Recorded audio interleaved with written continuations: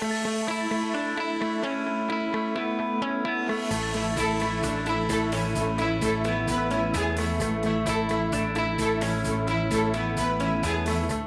to the Linux Spotlight. This show is dedicated to showing off the best thing about Linux, our community. This community is made up of developers, distro maintainers, YouTubers, and everyday users. Each one plays a vital role in our community, and the goal is to have a discussion with each individual about their journey into Linux and beyond. So join me now as we turn the spotlight on.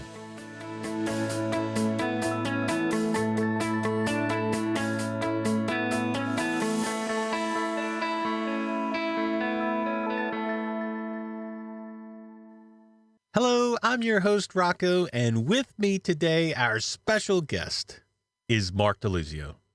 Marc, how are you? I'm all right, thanks. Thanks for inviting me on. Well, I am so looking forward to this conversation. But before we start, people are going to know you from your work with the Unity engine, your previous work with Feral Interactive. They're going to know you for your skills in Rocket League because we've shown them off already. Yep. But who is Marc Di Luzio personally?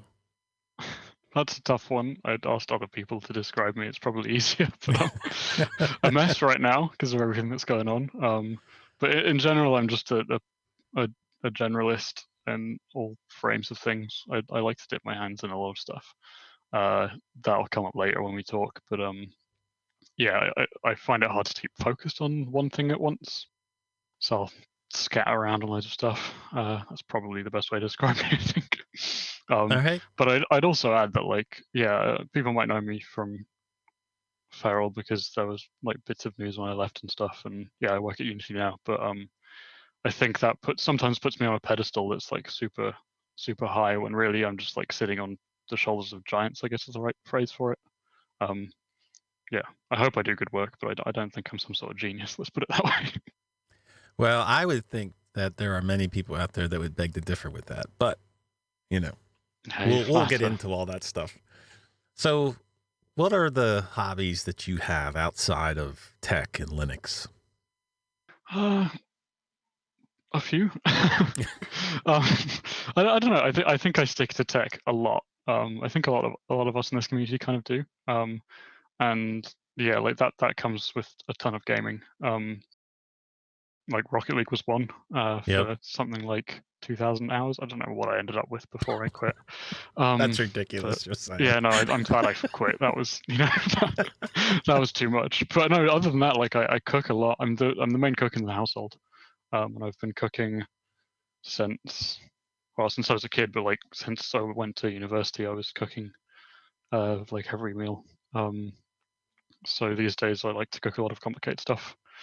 And every now and then I dabble in writing. I've written a couple of articles that sometimes miss the mark a little bit, but other times they're kind of fun. So, yeah. Yep. Well, I'm going to link to your Flickr account in the show here because you have some amazing pictures on and you had said to me, well, it's not been that active lately, but did you steal these pictures from somebody else or you're that has to be another hobby of yours to take pictures?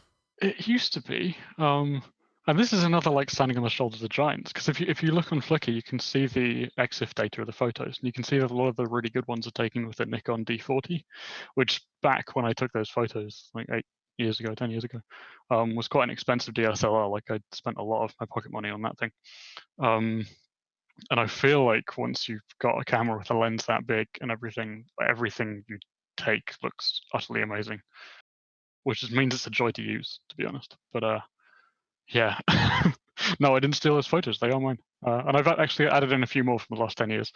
But I haven't taken that camera out of my cupboard for that long. So most of those are taken with camera phones. And it's only now that a Pixel 3-ish and the iPhone are about the quality that old camera could do. So I'm finally now getting back into it with my phone taking photos. But yeah, I need to get back into it. Well, searching for you and things about you, I come across all of these articles, news articles, and on online sites and whatever that are using your photos in their news articles. So say it's a reference story to a whale or something, they're using your photos from your whale shots for these articles. I think it's awesome, dude. That Yeah. shows the quality of them. I feel like I could have made some money off of that. You could have. But like, but they're not. I don't. They're pretty good. I think some of them are. But what I did is I licensed them under Creative Commons. I think 4.0 whatever by attribution. So they have to attribute me, which means that if you search for like photo by Marc Di Luzio, you get a load of articles that use them. But it did feel like at one point I did the same as you, where I searched for my name online, and it was like, oh wow, there's like 30 tennis news articles using this one photo that I took from a tennis match. Yep. And I'm like, what? That's a bit weird. It was Wimbledon, the Wimbledon tennis tournament, if you know about that. I'm Yep. from Wimbledon, so I've been a couple of times. But the Rafael Nadal match, there was like in the final, I managed to somehow sneak into the finals by getting a free ticket from someone leaving. Anyway, yeah, so I managed to sneak in. I got a photo. And then if you look on like Wikipedia, loads of foreign language articles about that tennis tournament use my photo. It's really weird. Like the Spanish one, the Portuguese one. It's strange. It's a weird world, but it's fun to put your photos as Creative Commons and see that happen. That's like my first. That was one of my earlier forays into like open source and stuff. To see that like you just put it out there and see what happens, and then people are so happy to just use it and then thank you, and I'm fine with that. So you're big on going to Wimbledon? No, I haven't been in like 10 years. You were. Yeah, I mean, when you grow up in a town that like once every year for 2.5 weeks or 3 weeks is just full of people, like people who've come across from all over the country and the world sometimes, and it just fills the whole town up. Everything is a mess. And you go to the tournament and the spectacle isn't really there because you're used to it. Like you saw it when you were 5 years old, so nothing's amazing anymore. Yeah. Yeah, no, I don't think I'm that into it anymore. But I follow it every year, and I used to watch it in the background while working or whatever. But no, I haven't really followed it in quite a while. Well, I believe it was Destination Linux episode 80 that you were on, and we talked to you for quite a while. But you mentioned about your pets, your family members, as you called them. So tell us about these. Oh well, I don't have them around right now. They're like all the way around the house. But yeah, no, I have pet rats, which is sometimes a surprise to people, and you tend to keep it secret from like neighbors and stuff, just in case they're going to judge you and think you're crazy. But pet rats to me are basically the best caged animal pet you can get. So at the moment we've got 5. They're probably my 10th. Like, well, the youngest one is probably my 10th to 15th rat I've had, because they only live for like 2 years. Right. So I've had pets for rats for about 8 years now, I think. So is this something where you just at one time you let them all out and run around? Yeah, so that is the thing. So rat, like, I think a lot of people who have like gerbils or hamsters is the common one, I guess, in the States. Yeah. And they're like a plant or a fish, right? They're just in a cage, and every now and then you get them out and they'll bite you, I guess. Yep. But for the most part they're just there, and you feed them and you take care of them. But no, rats is almost like having a dog. Like they're incredibly social animals to the same extent as maybe like a pack of wolves.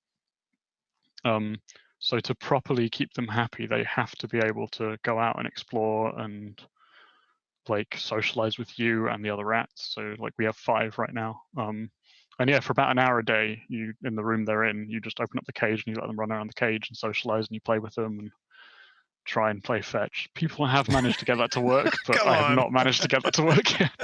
But you can do like back and forth stuff. So like one of mine right now is really good, where you'll like tickle him and then he'll run away and come back, and you tickle him again, run away and come back, and he'll do the tail wagging sort of thing that a rat does to show he's happy. So yeah, they're my kids at the moment, I guess. Nice. All right. So we mentioned it earlier. You worked for Feral before. You work for Unity now for your day job. So what exactly is your day job at Unity? It's a little bit complicated. The kind of job title is I'm a senior programmer or engineer or whatever you call it these days in sustained engineering, which doesn't help anyone understand what I do. Even inside No. the company, I don't think like sustained engineering is meaningless for most people. The gist is that we work less in the present and more in the past and future. And that's a very complicated way of saying that we fix bugs while also making sure that bugs won't happen. So I work in that department. I specialize in Linux. I help fix Linux-related bugs that customers come in, but also help ensure that like our testing protocols are in place for Linux to be sustainable in the future. So things like having all the test suites, all the various different ways you can run the editor and the player and everything else to do with Unity, making sure all of those run on Unity on basically every single commit we have to then make sure that things don't break and regress and everything else. So it's, that's kind of divide yourself between the past and the future and kind of Right. use the past to learn about the future, that kind of thing. But it's very hard to describe on a day-to-day basis. Yeah. There's no continuity for the most part.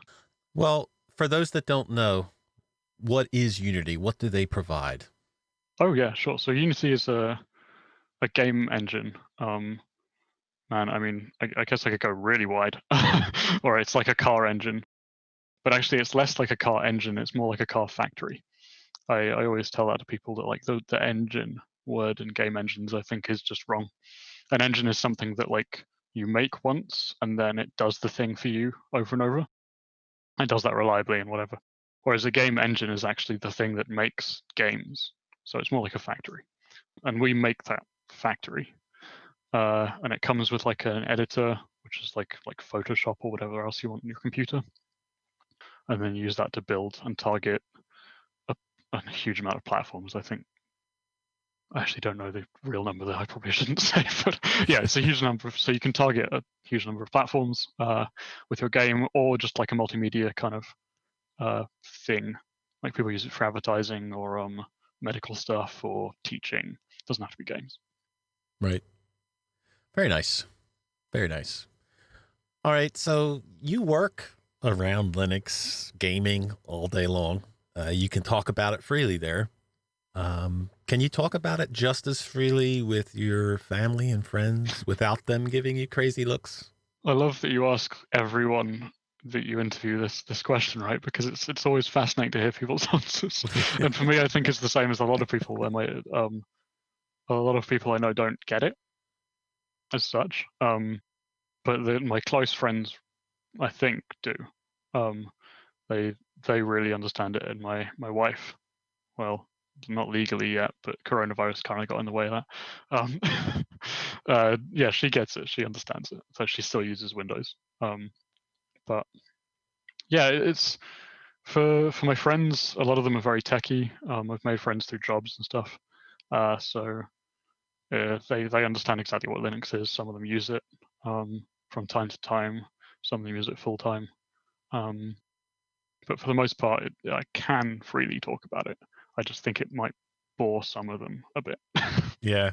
Well, that's a good place to be though, where you actually can bring it up because, I'm going to say that I probably can't bring it up where I'm at. Barring a few family members, they don't even know what it is or even care. So, yeah. I think the family one's interesting. I don't know if you've had a similar experience where people who wouldn't give a flying anything about Linux in the first place, if anyone else was talking about it, suddenly actually kind of care because you care. Like my parents, who really aren't very techy at all, really do want to understand what it is I work on, and really do kind of take the time to understand it. And I try and explain it, but it's very hard to explain what Linux is when you're talking to someone who doesn't quite know the whole computer ecosystem anyway. Right. Like you kind of have to go, what is an Android or Android or Android OS, to explain what an operating system is, and kind of there's just so much framing it that it's like Yes. impossible to get to the kind of the core of what it is, right? I don't know. You must have the same problem. Well, yeah, I mean, but as far as like family members, like my dad, he's been running Linux for years with me. So he's not a tech guy, like he's not into like coding or anything, but he understands the concepts. He loves running it. So I've been fortunate in that area where I do have somebody to, bounce off ideas and talk about things. But outside of that, no, there isn't really anybody. So what are you Yeah. gonna do? What it kind of does is it gives you an opportunity to really talk about it to someone who knows nothing about it, and kind of realize it lets you introspect a little bit about things and kind of realize how complicated and dumb a lot of aspects of the like Linux communities kind of focuses are, really. Like if you're trying to make Linux bigger in the desktop space and you talk to someone who has no idea what it is, you suddenly realize like what is actually important to them, what's going to make them even like consider changing the OS, which for the most part just isn't going to happen. We sometimes have tunnel vision in the Linux community where Yeah, we definitely. only look at like this thing and we don't see what other people are looking at. So yeah, I totally agree. All right, so let's start back at your computer journey. You're a very technical person, but what was the first computer that you used? Yeah, I was expecting you to ask this and I couldn't figure it out. I know I have very early memories because I'm not old, really. I'm quite young, or at least I'll be 30 next year. So I Oh, you're grew up. so old. Yeah, sorry. No, but I'm not. I've not been around for long enough that like my first story is like a Commodore 64, right? A lot of people I know talk about like the BBC Micro or Commodore 64 or Atari, whatever it was called.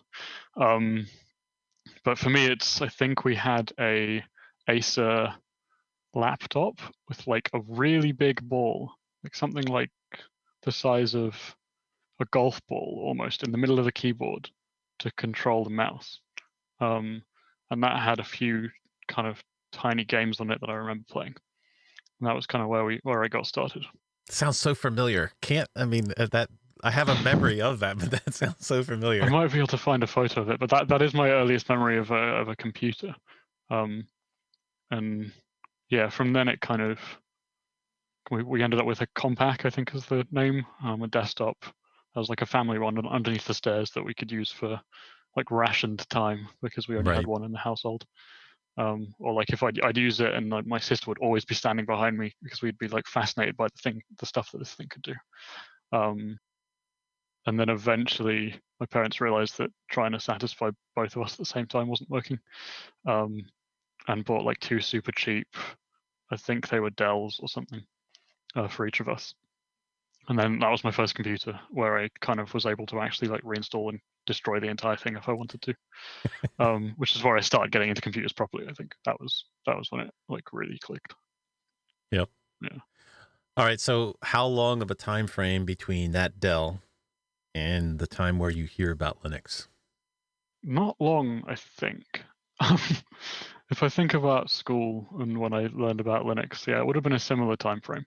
I actually learned about Linux from a school friend, who ended up running a Linux club at school, which now sounds something like I'd love to go to and would be really Yeah. fun.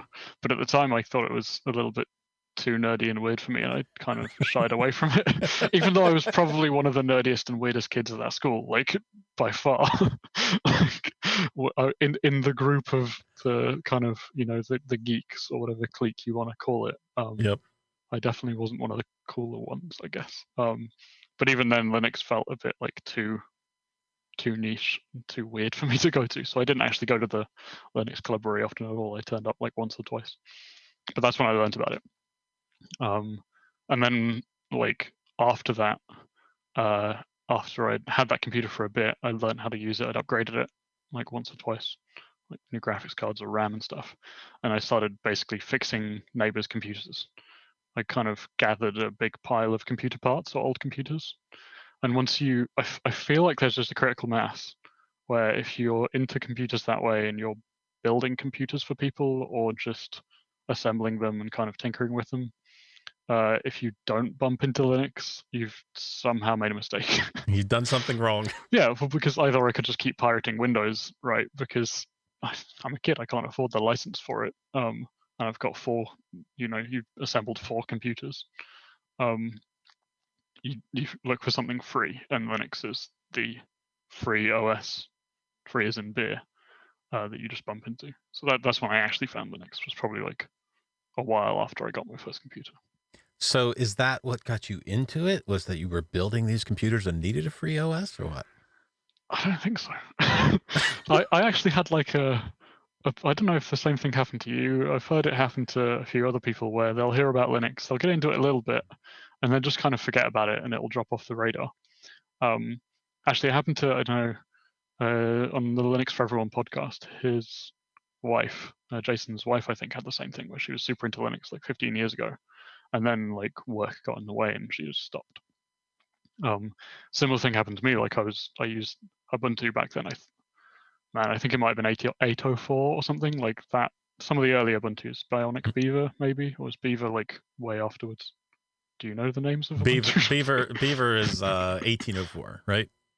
1804. Yeah. So okay, no, it's 10 years before that. I'm guessing it was like, geez, I don't even remember the names. I would have to pull up the names. That's yeah, great. Exactly.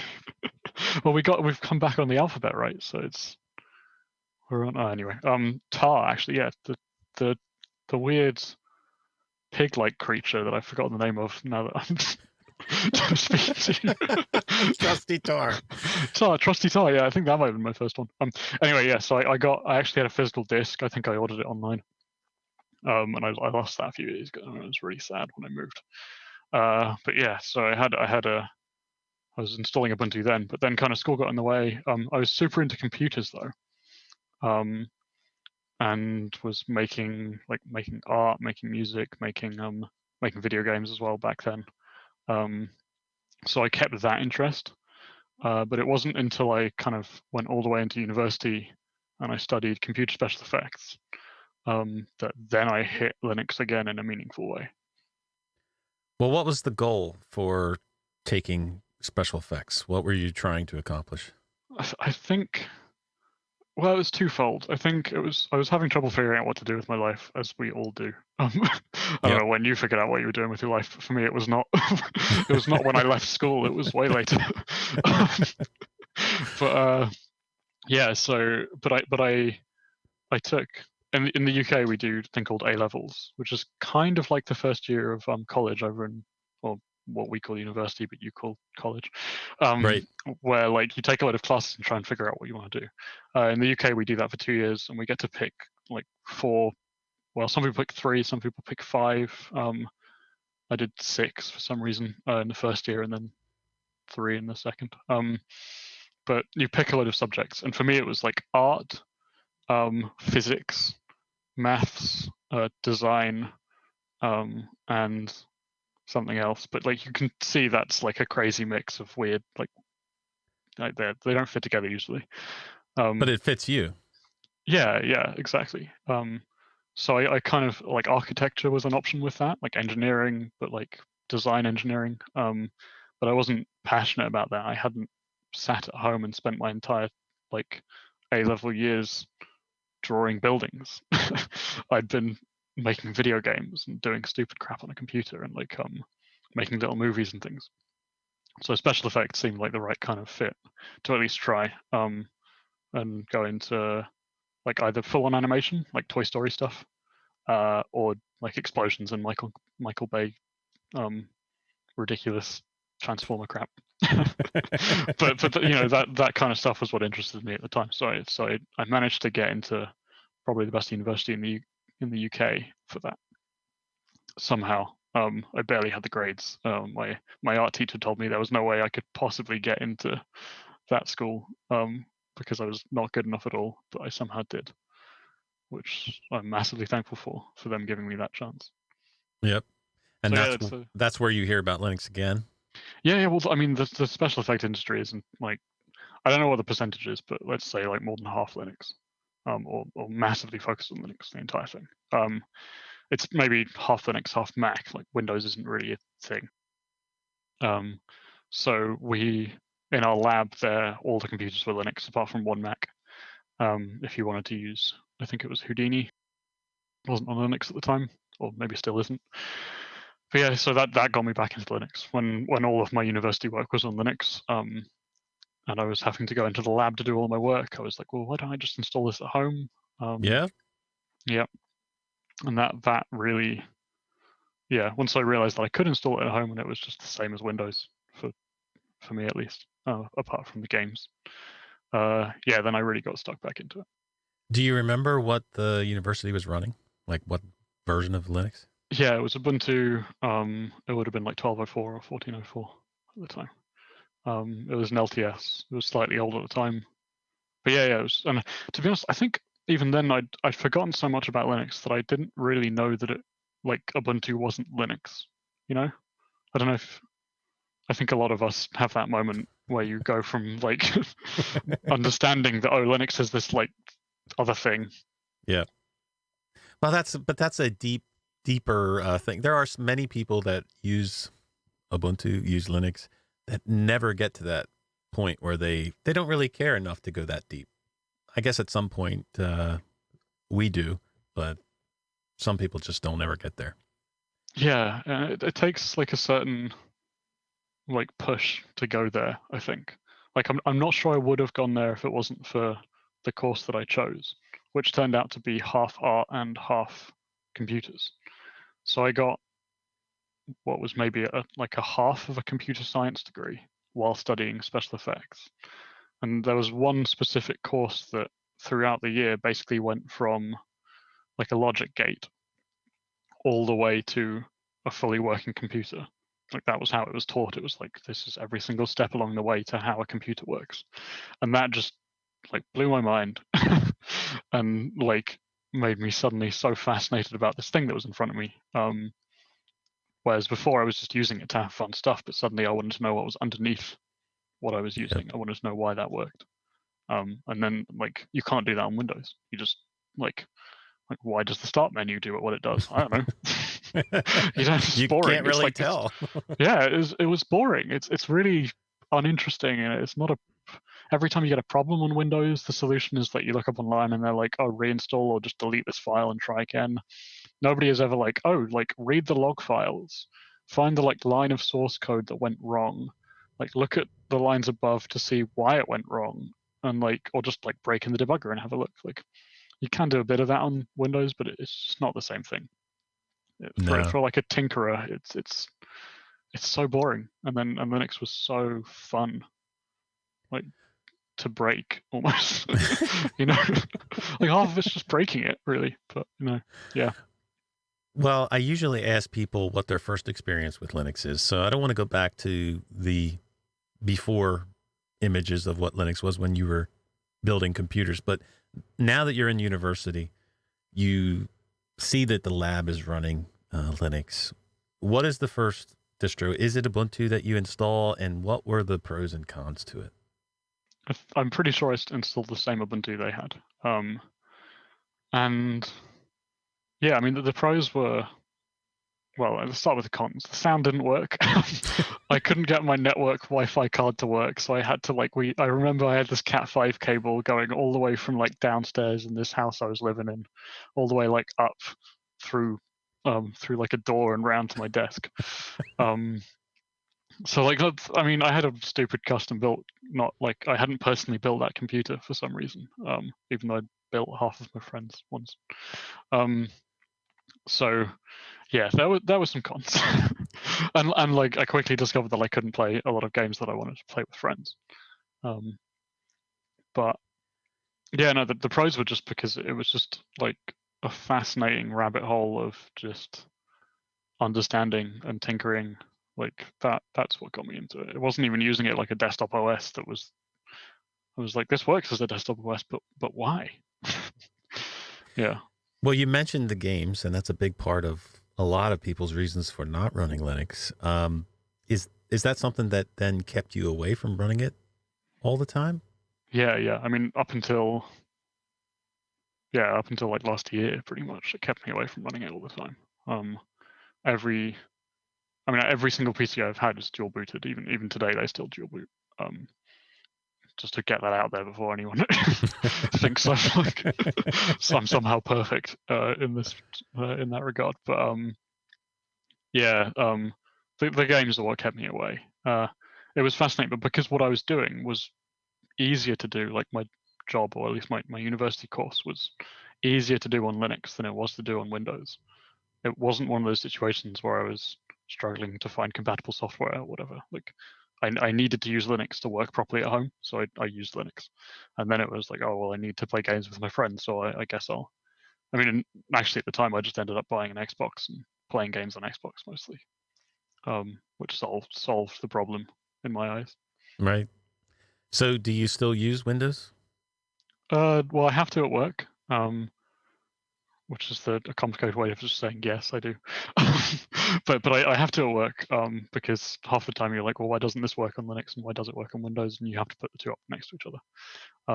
And sometimes like I'm not, my role is not exclusively Linux. I am able to work on other platforms, and like that's so like if you're working on a Windows target or whatever, then you just go on Windows and fix it there. At home, I still have a Windows partition because there's still stuff that either I want to compare to or just isn't quite there yet.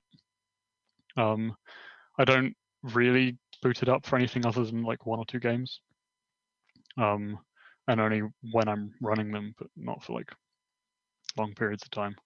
So like every time I go on it, it has to update like a month because of course it does. Right. I'm in the same boat, dude. Call of Duty, Modern Warfare. Mm. You know, that's why I boot into Windows. Pretty much it. Yeah, And then I boot out of it. It's just a console that can play a single game. Yep, that's what it is. Yeah, and for me, like most recently, I was playing Half-Life Alyx before the native version came to Linux, and I wanted to play it because I'm not that patient sometimes. And I did try and play it on Linux, and I played maybe a few hours out of the whole thing on Linux, but the frame rate issues and there's missing stuff like async reproduction isn't there, which means that when you move your head too quickly, the what you're looking at can lag behind, which is motion sickness. So I was just like, well, you know what? Like, I've done the thing that should mean that this comes up as a Linux purchase, but I kind of want to finish it without puking. So yeah, I'll just boot into that Windows would be instead. a plus. Yeah, exactly. Well, I do want to go back to that. We are going to get into some of the games that you play. But before we do that, you know, you mentioned software, you mentioned games. Would there be a time, is there a certain piece of software that would bring you to the point where you would be Linux only? I mean, I think, well, for starters, I actually can't think of a single piece of software that I use that is keeping me on Windows, like software-wise. There's just nothing. There's nothing that I can recall that makes me boot into Windows just to use that, other than maybe like I can't get this scanner to work, so I'll just try Windows and see if that happens to work as well. Usually it doesn't because, funnily enough, Linux has better compatibility with some of this stuff. But It does.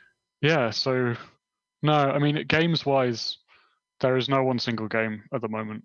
It tends to be I just find a game that I'd really like to play a bit of that doesn't quite work on Linux the way I want it to, so I'll just boot into Windows just to do that. But things are getting better in that front, like way better. And more recently, like I properly moved off Windows. Like I was maybe half and half Windows a few years ago, when Elite Dangerous became fully playable on Proton. That was the point where I was like, oh well, this game I'm playing for like 2 hours a day on average, maybe at that point. I can finally just play it on Linux, and that really helped me to swap. So these days, I don't really consider myself like a dual booter. I just do what you do. I like boot in to play one game every You now turn and on again. the console. That's it. Yeah, exactly. You turn on the console. It has to update for 20 minutes, and sometimes it works and sometimes it doesn't. But yeah. All right, so let's roll back to the university part of it and your job career. So, how do you land a job at Faro Interactive? So I I finished my degree in special effects, or to be technical, this is the longest name of a course you've ever heard. Is computer visualization. No, I can't remember it. It's too long. It was a bachelor's degree in computer visualization and animation technologies or something. It was just like ridiculous. There was too much stuff. But yeah, I finished that degree. But at that point, around about the second year, we started learning to program properly. And I just hit the ground running on that. Like I couldn't get enough of programming. So much so that I was like, that is what I want to do. Like clearly, that like I could keep pursuing this more artistic side, but I can keep up the art side as a hobby. That's fine. Programming is just so fascinating. Like I know a lot of like grandparents will sit there with like puzzle books and they'll just do puzzle books for days. Yep. Programming to me is like that. Like it's just every single thing in it is another problem with something to learn, and it just goes deeper and deeper. And every now and then you get down to how an atom works, and you're like, okay, I can't go deeper unless I become a quantum physicist, right?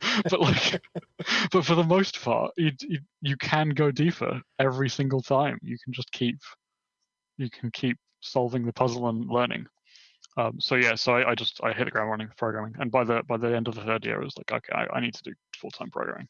And also, I was a huge video game nerd, so I found a master's course in video game development, and I went and did that for a year.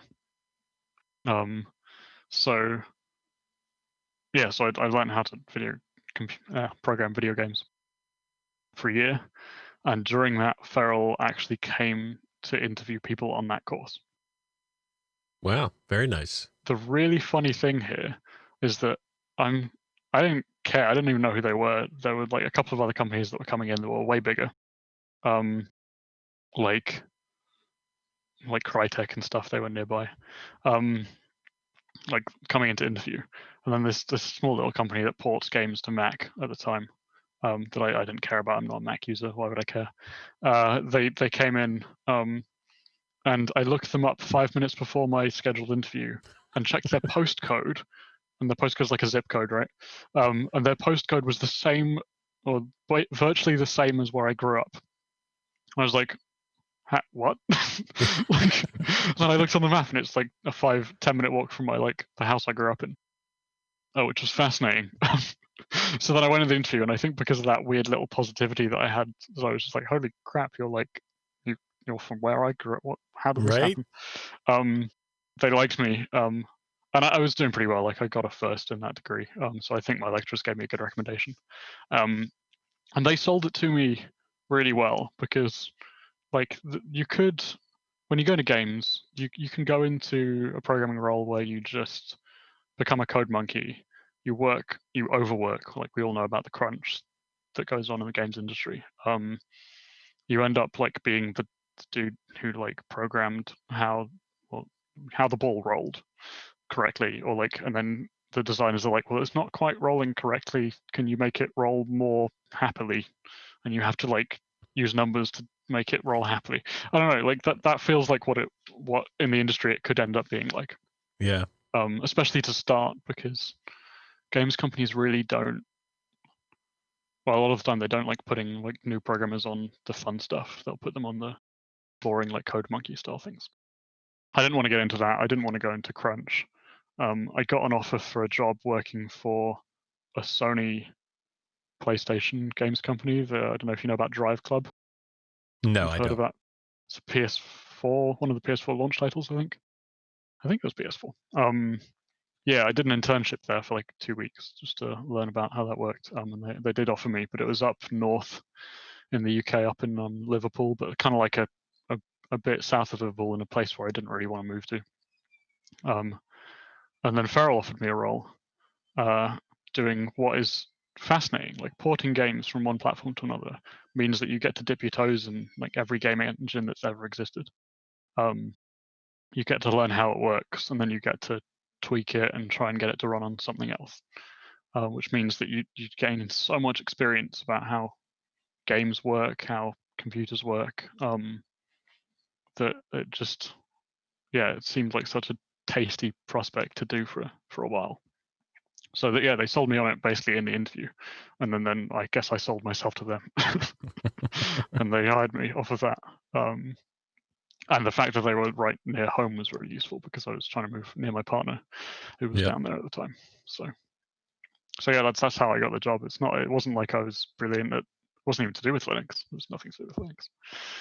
So I think they saw that on my CV and maybe had something in mind, but I never really asked. Well, what was your official title at Feral? So that was Linux group lead by the end. I think I just started as a junior developer.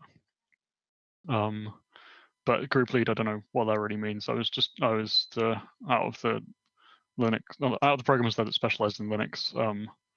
I was like the port of call for Linux related technical problems. Basically, it's kind of hard to explain. Yeah. Well, that's what Feral does, is port games, and you were the lead in the Linux part of it. So how many games were you involved with for porting to Linux? Yeah, I mean that one's a bit hard to nail down because when I left, I sent this kind of silly tweet where I was like, I've like worked on 20 or was it 30 AAA Linux titles. And I guess I had, because like you dabble in every single game that comes out the other end. Whether it's because you just wrote some code that gets used in all games, or like you did fix issues in one of them, or you like followed one of them all the way from the start to the end. So yeah, like every single one that happened basically. Some way less than others. Like some I wouldn't claim any significant credit for that. But some I spent like a year on. So. All right. So at some point, you end up leaving Feral. And there's an article in Phoronix that, the Feral's Linux team lead is leaving. Leaving a job is tough sometimes. It's like bittersweet.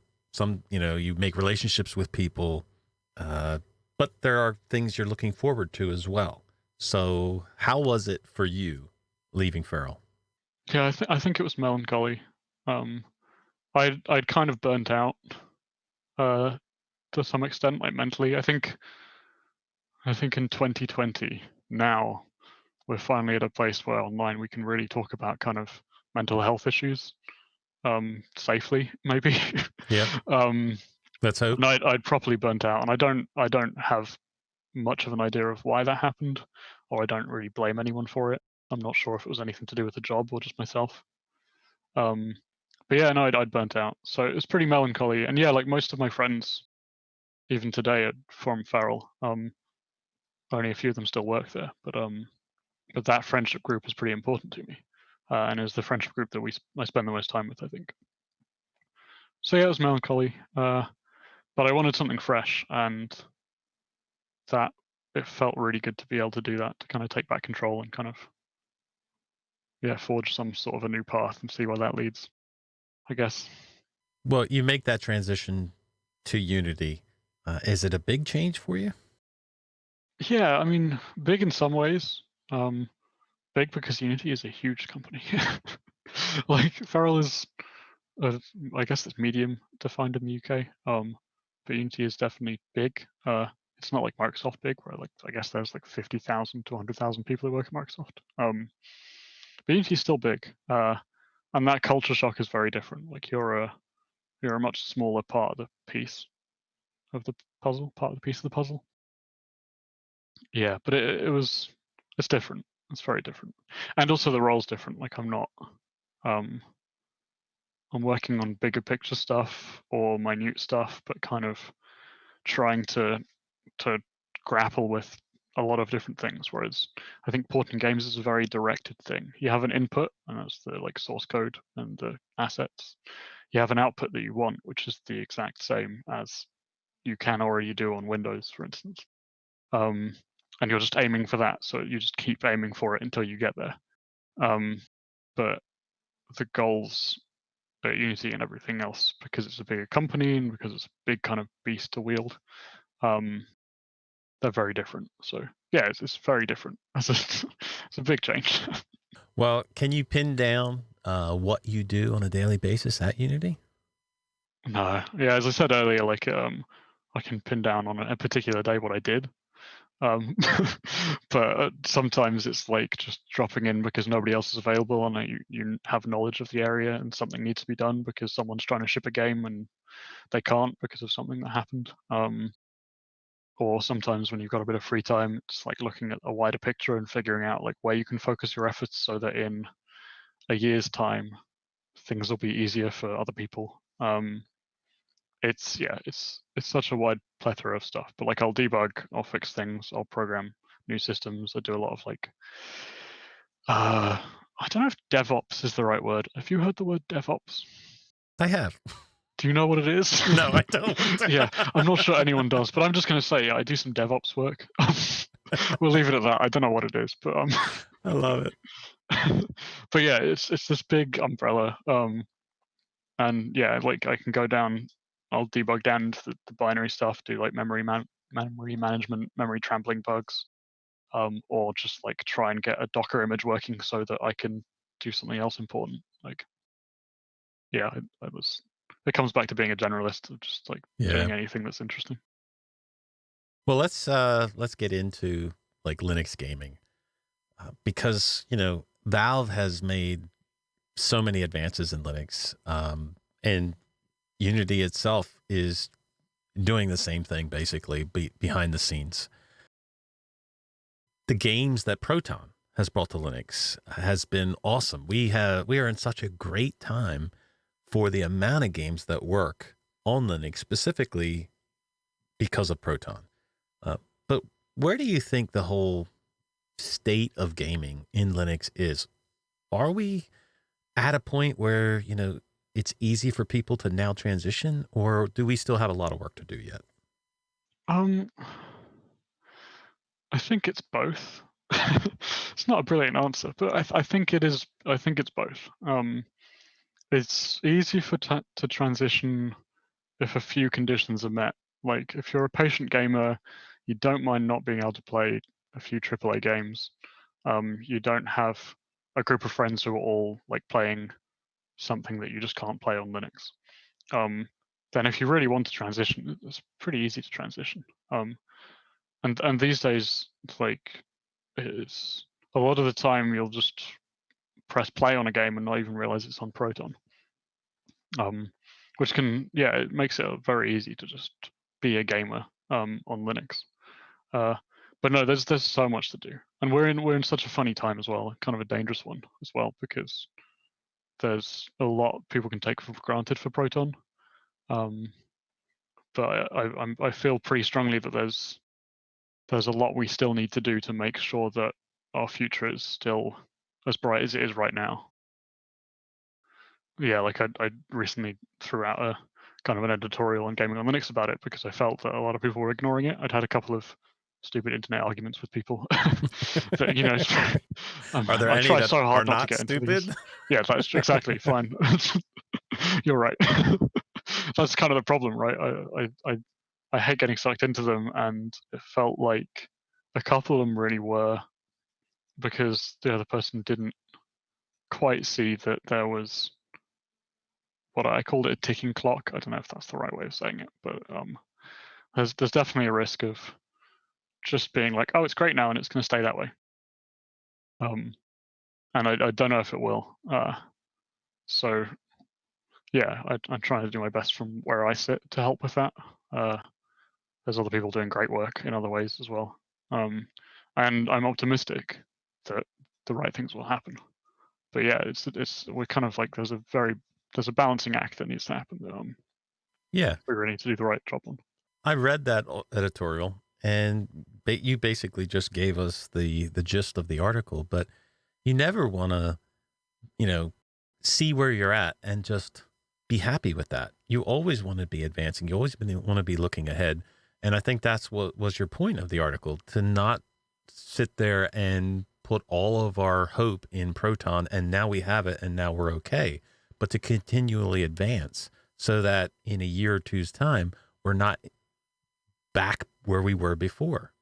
Yeah, exactly. And there's a lot I missed from the article as well. Like I've had a few people contact me with issues with it that are all very valid issues, or things that I omitted. And the stuff that, like, there's risks with Proton, especially where like Valve's kind of inaction in terms of helping developers directly have their games work on Proton. Like, so far we haven't seen a game that actually like supports Proton directly. The whitelist isn't a list of games that Valve has, as far as I know, coordinated with the developers for them to support and test on Proton. It's just a set of things that Valve tested and said, no, this works to our standards. But there's no games really where like you can email their support and in the like which platform do you play on, you can select Proton. I've never seen that, and that was kind of where a lot of us were hoping we'd be now. So yeah, there's stuff that I omitted like that, and kind of a lot of other stuff. But I think that the end of the message is the same, right? As you said, like we need to look forward rather than just focusing on the now, which is a brilliant time for Linux gaming, really. Yeah. In terms of like what you can play. Yeah. Well, you also helped make a video, I think, called Linux Gaming in 2020. I think there's a longer title, but it was put out on the Make It Linux YouTube channel. And you had some help from some awesome people because this video is packed with like real gameplay footage of, I'm assuming, all games that run on Linux. So how did this video come about? Yeah. Well, firstly, it's not just games that run on Linux, because that would be that I could just record on Windows and then just like make a video. It's all of that is recorded on Linux. So just to be clear, because a couple of people thought I just faked it. No, come on, I'm not going to do that. It came about in the same way that article I wrote came about. But it's a longer story because a year and a half ago, around about the time I left Feral, I felt like not enough was being talked about in terms of native Linux gaming back then. And I just left Feral, and I felt maybe some sense of like conscience. Yeah, that's the right word. About the fact that I'd left like a native gaming thing, and I'm moving on to something that's slightly less kind of in that same space. So I made a game back then I think I called it ./games, which is an entirely native gaming montage of all the native games on Linux. I had fun with that. But then over the year after that, I ended up talking to a lot of people about it. And it felt like then people were kind of somewhat not considering how many games you could now play on Linux. There was a lot of talk with like Proton DB. Like you can go on there and you can have a look at the amount of games, but like there was nothing that visual, other than a couple of YouTubers, I guess. So I wanted to try again. So I just like did a shout out. I said like, anyone want to help me like gather footage for another video? And a load of people signed up. A couple of people in particular, someone called Mind Matter. They did a brilliant job giving me maybe half of the footage in the video because I don't own half of these games. And a few other people chipped in with accounts that had a million Steam games to help me get like a few of the other ones. So yeah, that video was initially just me trying to kind of make a statement piece, like to be like, look, this is what Linux gaming is like today. Like here is Doom and Halo and Civilization and GTA and all these games that people wouldn't even think run on Linux. Here's them, and that they run, and you can just play them, and you can be a normal gamer on Linux, I guess. So I really wanted to say that, and then I asked a lot of people for help editing it and kind of finalizing it and getting it up to scratch. And that just put me in touch with a group of people who really had the same goal to like shout loud about Linux as it is today, instead of being stuck kind of in the past.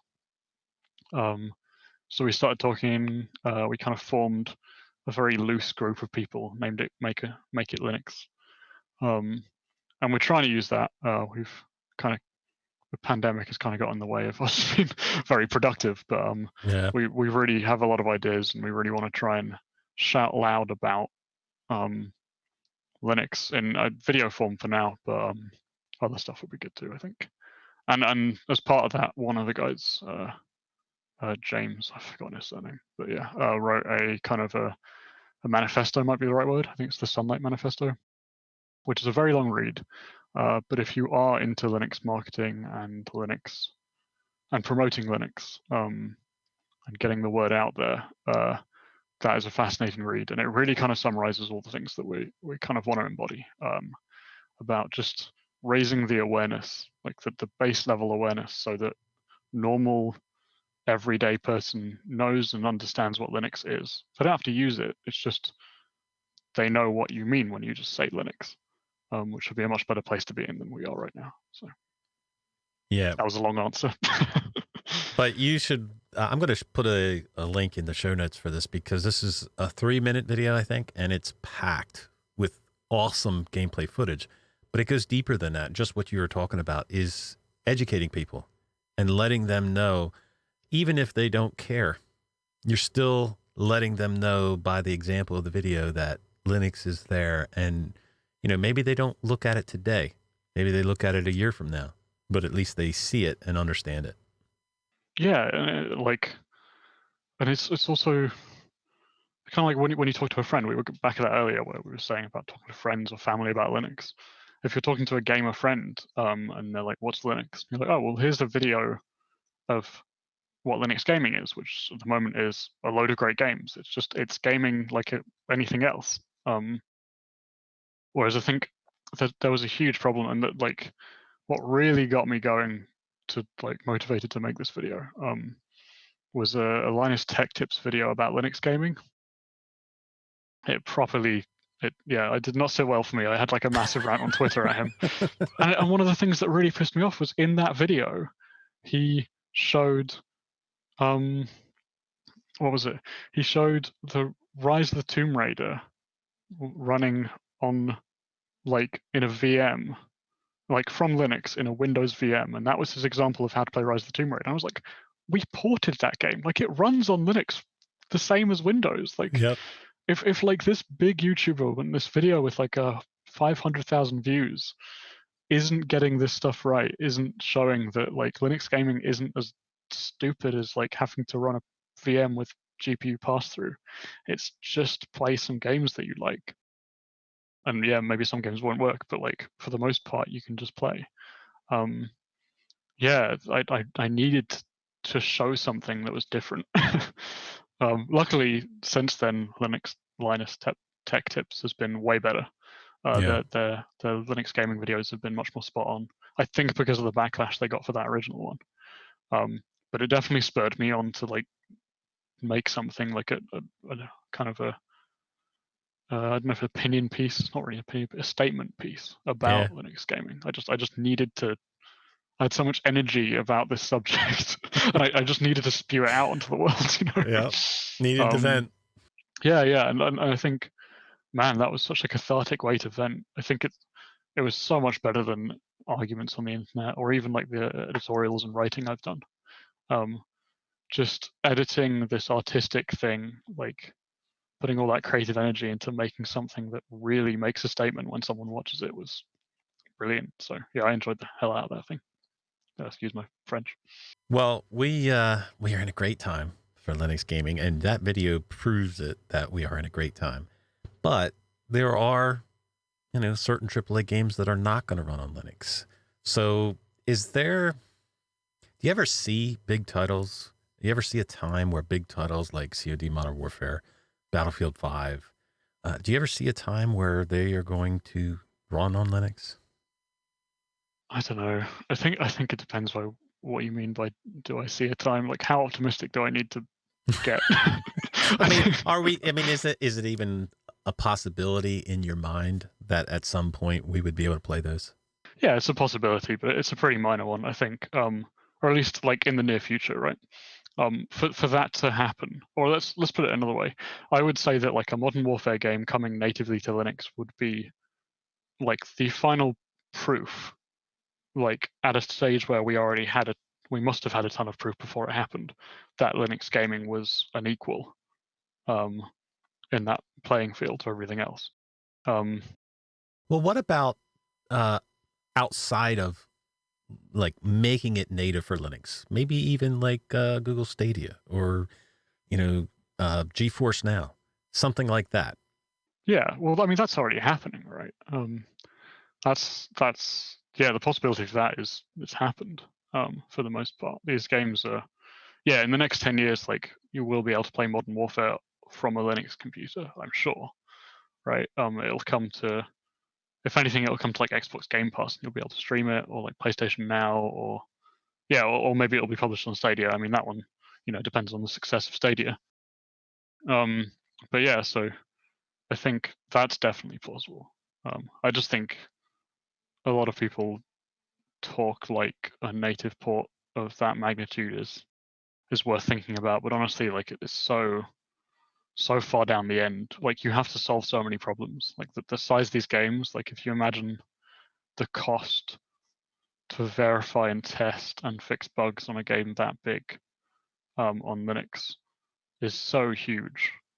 And the amount of money they make off of them and like microtransactions and everything else, they need the business side of it has to line up, and we don't have the presence, Right. in the space, I don't think, for a while. Like I can see like the probability of it happening like in 2 years is like very low. In the probability in like 10 years maybe higher if we do the right thing. But yeah, it is such a complicated, bringing a game to Linux is such a multifaceted problem. Yep. If you think about like the salaries of the number of people involved, like, well, I mean, like ballpark math, I like to do really dumb maths sometimes. I think I did it on the DLN we went on, we spoke on. But like if you think about like Modern Warfare, like let's say 50,000 Linux gamers buy it, for instance. That's with like $50 each, 50,000, 5 times 5, that's like 2.5 million, I think, money. So you'd have to port it to Linux for less than 2.5 million. But you'd need like a QA team of like maybe at least 3 or 4 QA folks constantly testing it on Linux for the like entire duration of the development, or at least some of it. You need like all the publishers to get around it. You need to work on like things like anti-cheat and stuff, make sure they work on Linux. So you need developers working on it, like maybe 5 or 6 to 10 people who are knowledgeable about the stuff. Developers cost a load of money, especially in America. And it all just adds up, and it ends up being more than 2.5 million, basically. And even if it was 2.5 million, that's not worth it because it's not an investment. If it breaks even, it's charity.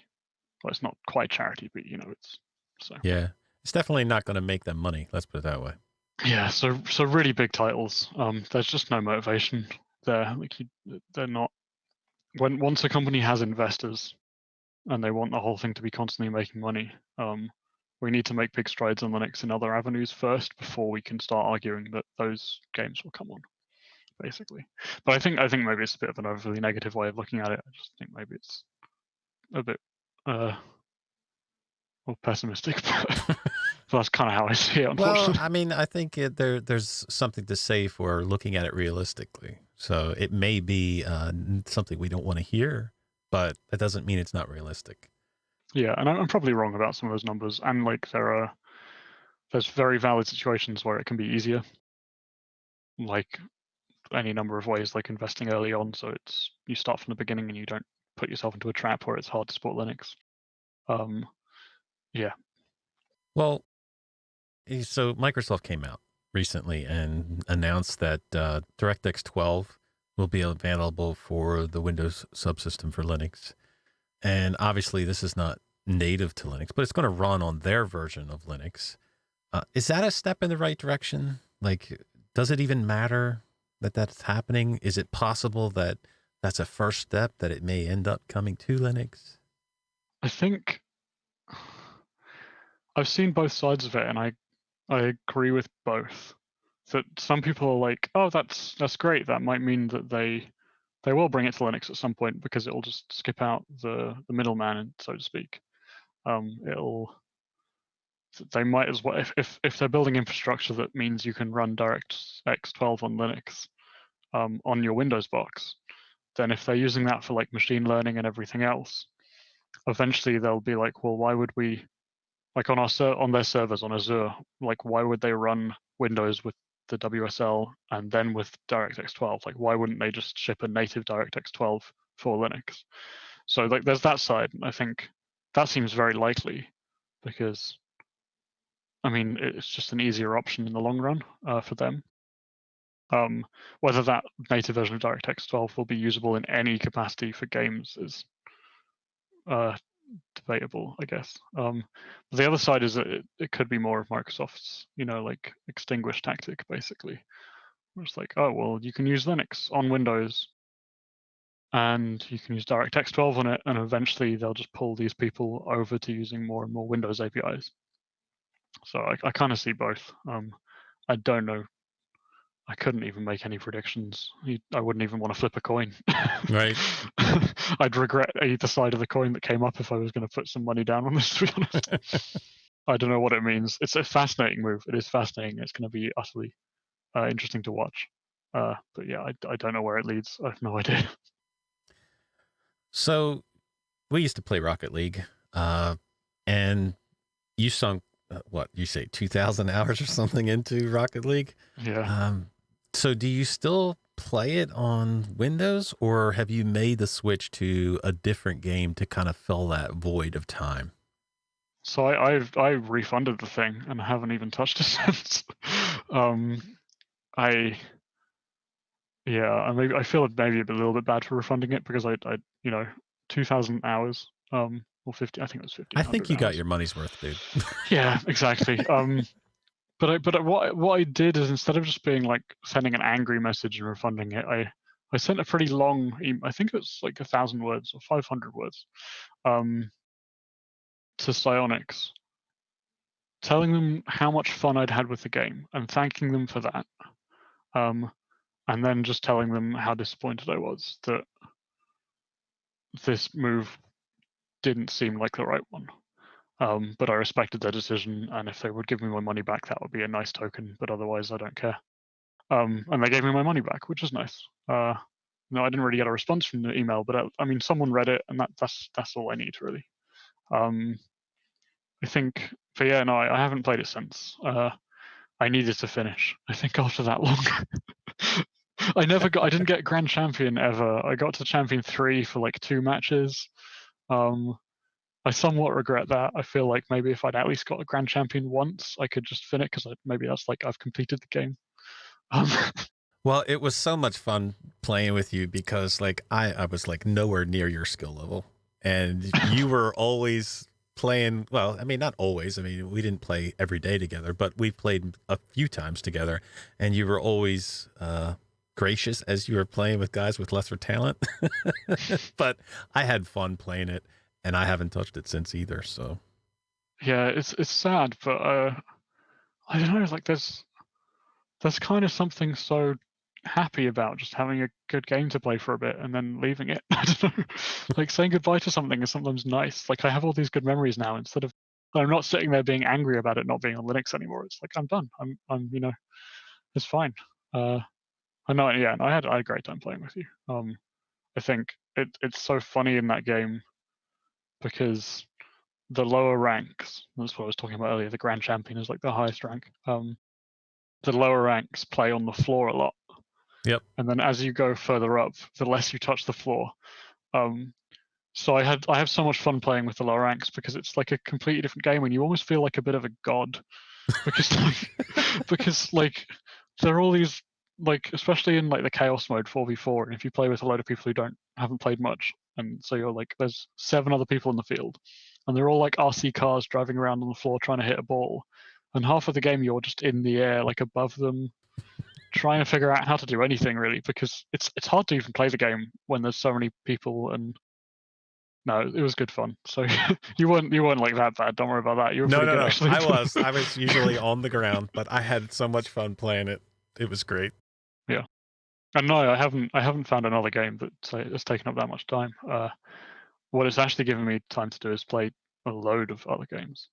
I've been really enjoying playing short, like 6 to 10 hour games that are you just can put aside and be done with. And yeah, I mean, instead of playing Rocket League, I could have played 150 of those. Yep.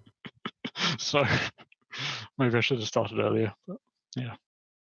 Well, you mentioned Half-Life Alyx earlier. So what is your take on the game as a whole? Does it live up to the hype of it? Oh man, I don't want to spoil it for anyone. But what I did actually was I played through all the old Half-Lives first, and I hadn't even played them before. I played episode 1 because I think I got it with the orange box and I played it, but I didn't understand what it was really, and I'd never played Half-Life 1 at all. So I played through them. I played Black Mesa, the remake of Half-Life 1. I played that, which was fantastic. I think honestly, Black Mesa is one of the best games I've played in years. Weirdly, so I'd recommend that to anyone. It's not even like an official Valve game. And then I played all the episodes through. So I had this context, and then jumping into Half-Life Alyx was, yeah, definitely an experience. I'd recommend it. That's all I'm going to say.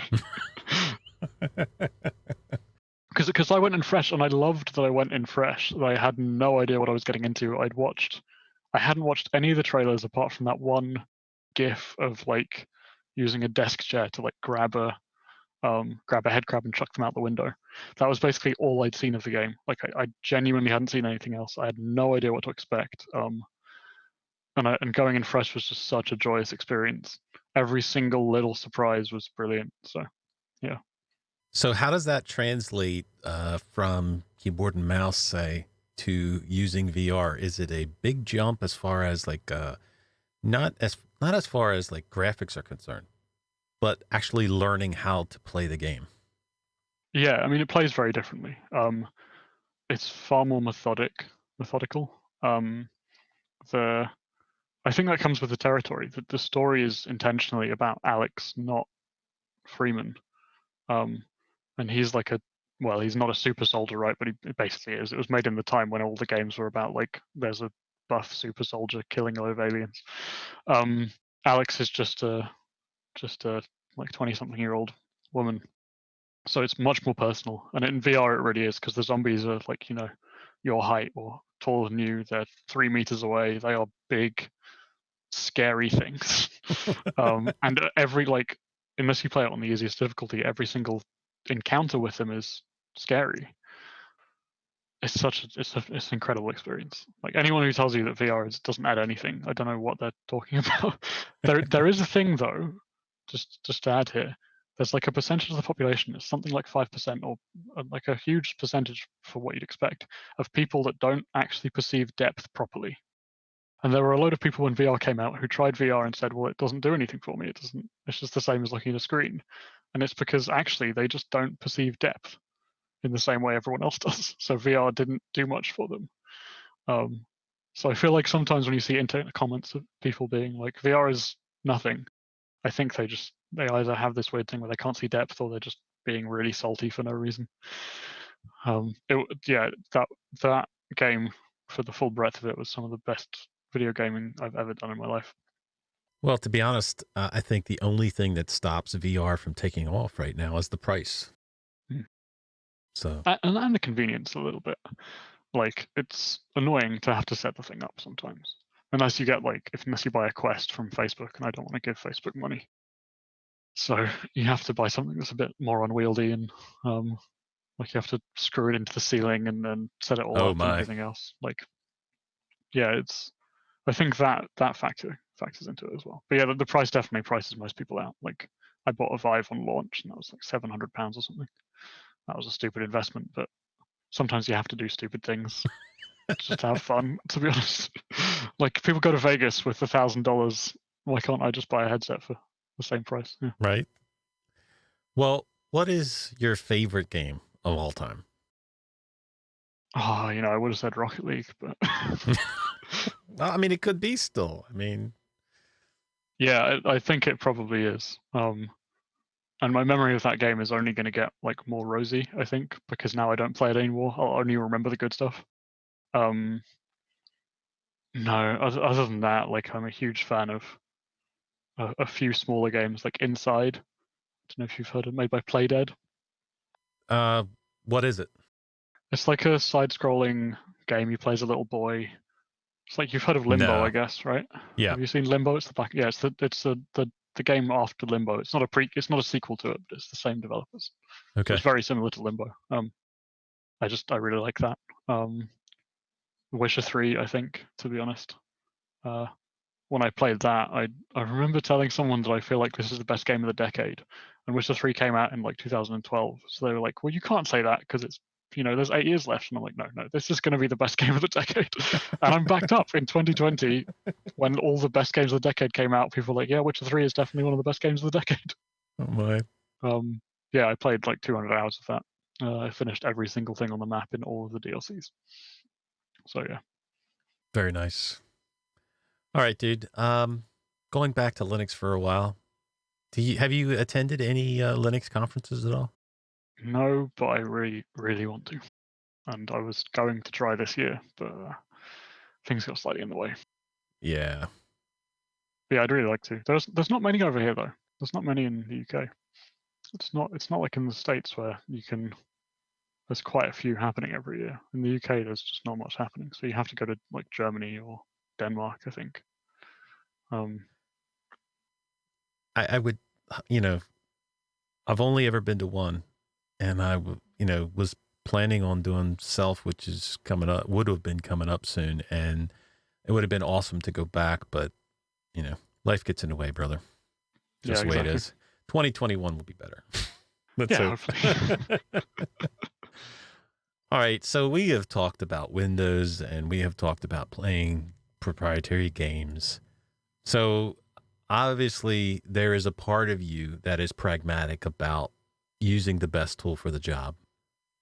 There's a large portion of the Linux community that is simply open source, and they will not play or use any software that is not open source. I myself am in the same boat as you, where I'm going to use the best tool for the job, regardless of what it may be. What is it that you take from those arguments of using open source only into your daily workflow? Yeah, I mean, I prefer open source whenever it's available. I think maybe I'm more on that front than you. Though you'd have to go into minute details to figure that out. But yeah, like I try and use open source when it's available, even if it's maybe slightly worse. Like I'm still trying to use Kdenlive for video editing instead of like Lightworks, because I really want to push those open source applications. If only, well, not if only, but mainly for my benefit, or at least for my benefit, it's because I can properly debug them. I can properly understand how they work. But I think that factor should be the same for everyone. It doesn't matter if you can't debug it. The ability to be able to do that for anyone to do it is hugely important. So yeah, I would like to be able to use everything open source. But the industry doesn't allow it for a lot of stuff. That's the unfortunate side. But it's such a tough subject because there's a lot of very strong opinions on both sides, I think. Yep, there is. Yeah, I try not to get into it too much, other than just in my personal life try and use the open source tool if it's available.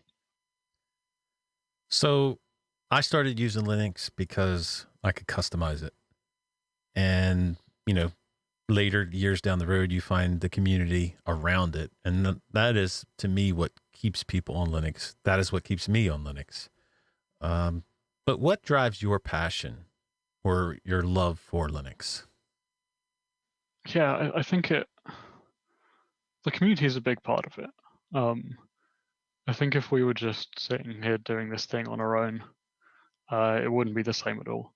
And the community feeds into making it easier to use Linux as well, or to do things in Linux that other people haven't quite done yet.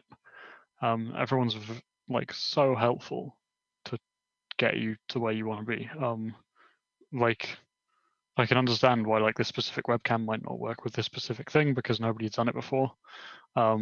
but you send them some log files over to someone who actually understands how it works, and they'll be like, oh, you do these few things, we'll get it to work. And if you could like report that bug upstream, then they'll fix it so the next person who finds it doesn't have to have the same problem.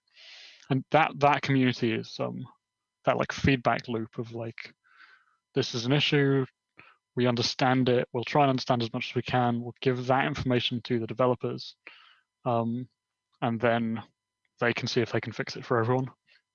That's like what Linux these days grew out of, right? Is that feedback loop. So that to me is kind of, if you really boil down to it, why I enjoy Linux so much. Right. Well, I usually ask each guest, I know, if they do any coding. And obviously, you know, you do some coding. Yeah. You do some minor coding. But do you have something that you would consider as a favorite project that you worked on, or maybe a project that just gave you a lot of good memories? Yeah, it's hard to nail down a single one. I think, to be honest, just working at Feral, working on those games, and seeing like the reactions when you finally release them, and the community being so happy that they can finally play this game, or like in like the case of XCOM 2, where we managed to get it synced, to see the kind of joy from people being like, oh, this is my favorite game series and I can just play it straight away. That was, I think, the best. That was really good. So if you could nail down what is like the best thing about developing and the worst thing about programming software? Well, the worst thing is that nothing ever works. Ever. Firstly, it's like three parts, maybe three. I don't know. Let's see. Like the main part is that nothing ever works. The second part is that it's amazing that anything works. And the third part is once you like put those two together and realize that that everything is just like pure magic. And that's like the worst and best part, I think, is that it's kind of magic. Like a lot of the moments in programming that happen, like every programmer remembers like a few of these moments for them, where they spend like a month or a week on a bug. They find the problem and they look at the code that caused the problem or the hardware that caused the problem, and it hits them this thought of, why did it ever work in the first place? And that's I love those moments, but they're the scariest moment because that they mean, like, because you're suddenly at the epiphany, you're at the perfect moment where you think you understand the problem, right? And you've seen exactly why the problem happened, and your brain, like, all the endorphins go, and you're like, I've got this, I've sorted, I'm done with this hell that I've been in for 2 weeks, right? And then your brain reminds you that, but it should have never worked. So something is off. You still don't understand something. And sometimes that can lead to 2 more weeks of work. And and your boss will be like, well, you've got a bug fixed, like, why can't you just submit it? And you're like, well, I can, but I don't understand why, and I'm kind of scared that if I just fix it without understanding why. Yeah, so yeah, that programming is full of that kind of that roller coaster. So how do you not get frustrated with problems when they come up? When you're working on this for 2 weeks, a month, or whatever, and you can't figure it out, how do you not get frustrated with that? I mean, you get frustrated. I think you learn to fuel that frustration into discovering it, or discovering the solution. And for me, that's why I prefer using Linux as much as I possibly can, because the worst moment, the worst moment in programming happens on Windows for me all the time, which is I find a bug and I trace it back, and there is a Windows system call or a closed source DirectX thingy, whatever you want to call it, returning something that it should never do. Like the MS, if you're a developer, you know MSDN, which is like the Microsoft documentation website. And I think there's a blog post, or there's a blog where every single post is like a link to an MSDN page and an example of how that function doesn't do what it says it does. And there's nothing you can do about that. There's literally nothing you can do about that other than like just write a comment in the code and be like, well, this doesn't do what it says it should do, and Microsoft aren't going to answer my question about it, so I don't know why I'm meant to do whatever. I'll hack around it and hope everything works. Whereas on Linux, every single time that happens, you just go deeper, and you can find out why, and then you can report the bug. And it's like, yeah, it takes away one of the worst things of programming, for me at least, which is, yeah, when that frustration builds up and you just can't do anything about it. On Linux, you just can. You keep going. Yeah. Well, if somebody wanted to follow in your footsteps, become a programmer, become a guy that works in levels of excitement as far as, like you ported games to Linux, you're working behind the scenes with Unity. What would you say to them if you were going to give them advice to start? I wish I had good advice. I think, there's a fallacy where like people who, I wouldn't call myself successful other than just a bit lucky. But there's a fallacy where successful people write books about why they became successful, and then people try and follow it and they never become successful. And it's because mostly successful people became successful because they did the right things and then got extremely lucky. Like 20% of it was the work they did and 80% was just being in the right place at the right time. Like for me, I worked at Feral because they turned up at my university course. Like that, if that didn't happen, I wouldn't have worked at Feral. I wouldn't be here right now at all. Like, I might not even be doing Linux work. And that little fact happened. And then at university, like I was trying to figure out what I wanted to do. My mum, bless her heart at the time, just spent like a day trying to find things that I could do and found this one university course, and then said to me, like, if you want to do that, just do it. And then I did it. But if that hadn't happened, if someone else hadn't done something for me at that moment in time, I probably would be working at like in London and in special effects or something still. So yeah, I think the best advice I can say is just be determined. Like when any opportunity comes your way, take that opportunity. Don't let opportunities go to waste. And opportunities do tend to come. You just need to really notice them and take the opportunity and say yes, basically.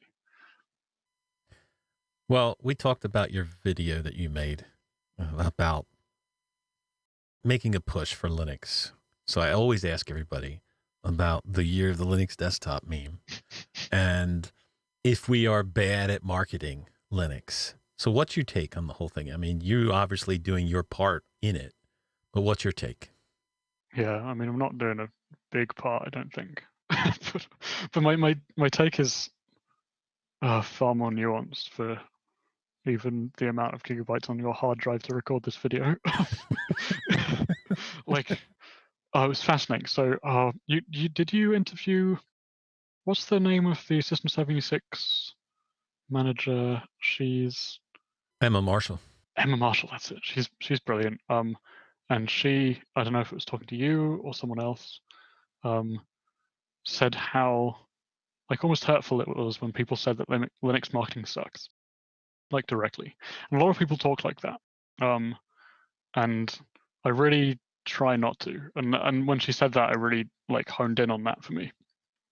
Because I don't think Linux marketing sucks. It kind of comes like down to the manifesto that James wrote, where it talks about how we need to produce some marketing aiming at some other people, rather than marketing aimed at like the people who we may have already convinced. We need to start seeding kind of a wider market, because I don't believe we need to take a huge share of the market. Really, that's not the goal.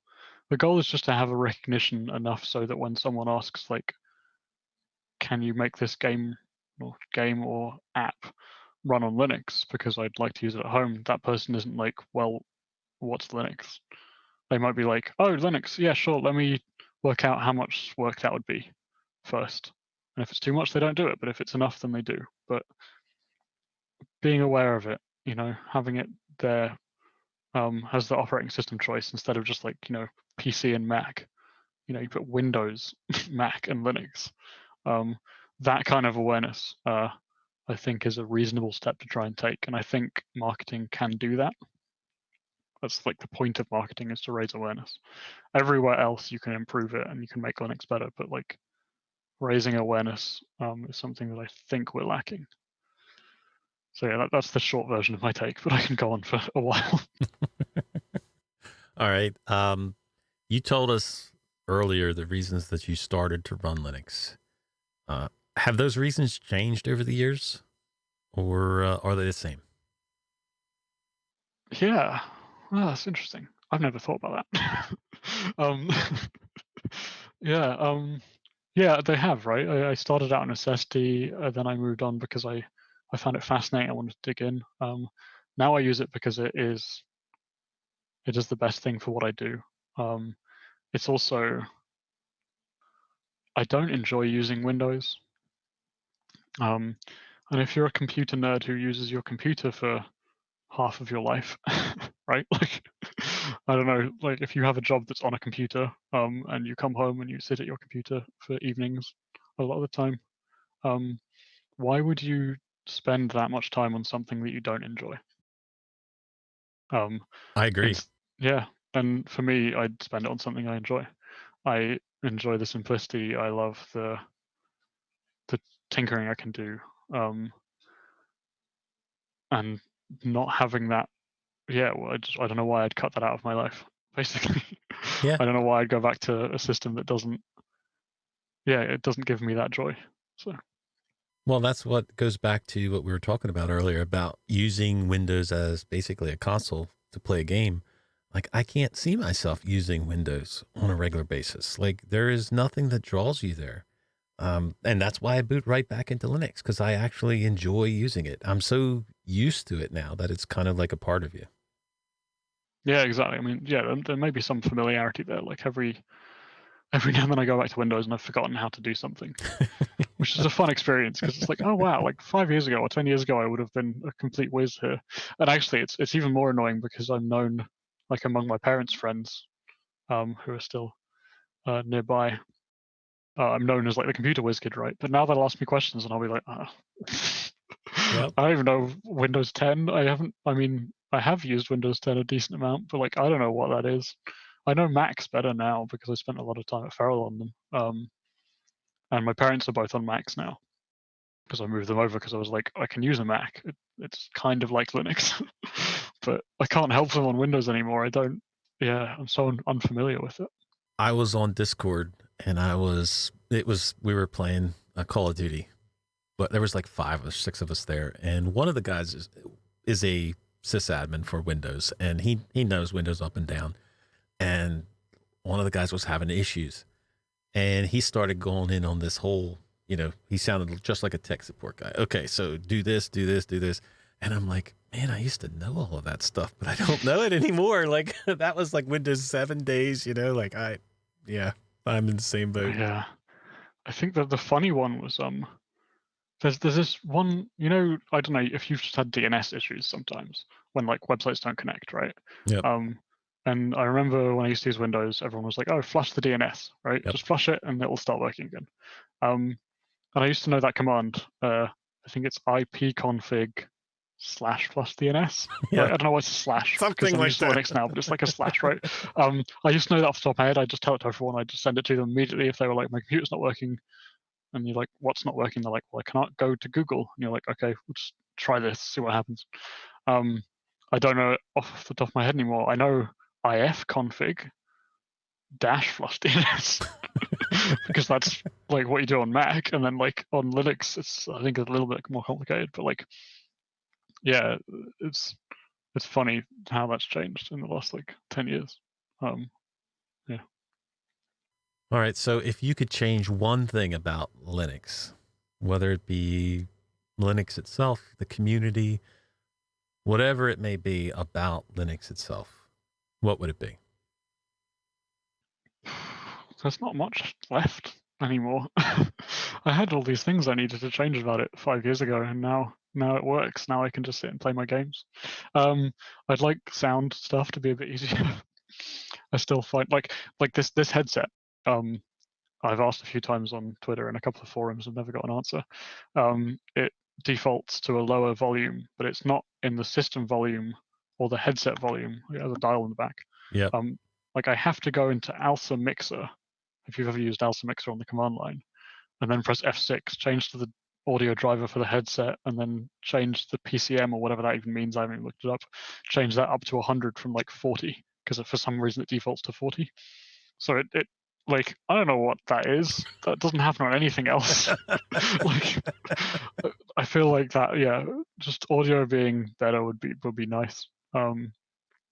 Yeah, but other than that, there's not a huge amount. It's that this is what I get back to sometimes, is when like people are unaware of Linux or they think it's unusable, or like even people who are pretty techy will like joke about how it's really hard to use and doesn't work. It doesn't do that anymore for me. I don't often find myself unable to work or unable to do anything.